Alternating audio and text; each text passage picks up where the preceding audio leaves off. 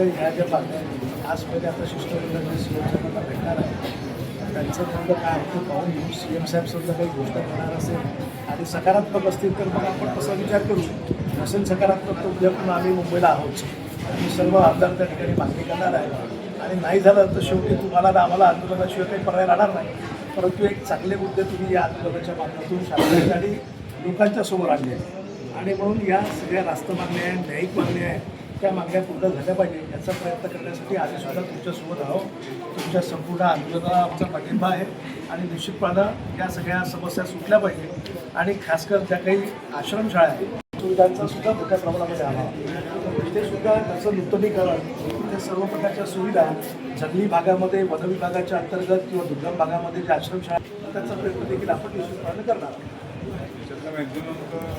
जास्त शंका नाही कारण 5 तारखेला जे त्यांनी GR काढला बरोबर आहे. परंतु आमची दुसरी मागणी नाही करणार म्हणून हे आंदोलनाचं बेमुदत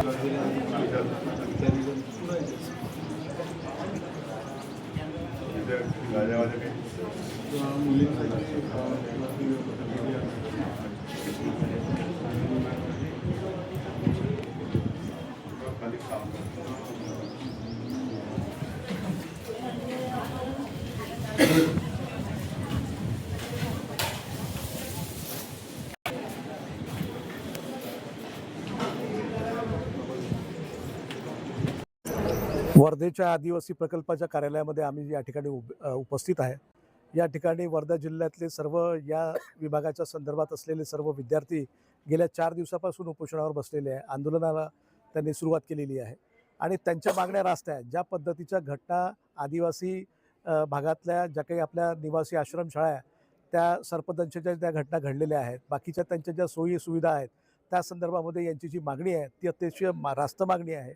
खरं म्हणजे आदिवासी विभागाचं या संपूर्ण व्यवस्थेकडे कोणतंही लक्ष नाही अशा पद्धतीची परिस्थिती आता संपूर्ण राज्यामध्ये दिसून पडते आहे. म्हणजे केवळ गडचिरोली नाही तर यवतमाळ नाही, नंदुरबार नाही तर राज्यातल्या ज्या ज्या ठिकाणी विकास विभागाच्या अंतर्गत ज्या काही आश्रमशाळा आहेत त्या सर्व ठिकाणी अशाच पद्धतीची परिस्थिती आहे.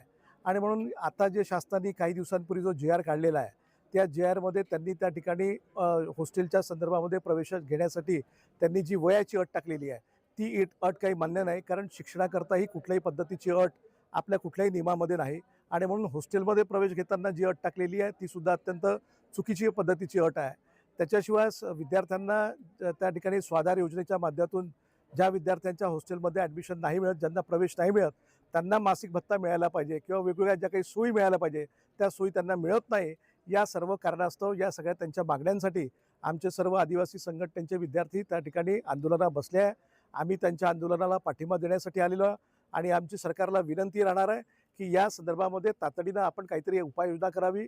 आदिवासी विद्यार्थ्यांच्या मागण्या असतील किंवा आश्रमशाळेमध्ये शिकणाऱ्या विद्यार्थ्यांच्या ज्या काही सुविधा असतील त्या सुविधांच्या संदर्भामध्ये त्यांच्या ज्या काही मागण्या आहेत त्या मागण्यांच्या संदर्भामध्ये तत्काळ शासनानं तशा पद्धतीचं परिपत्रक काढलं पाहिजे.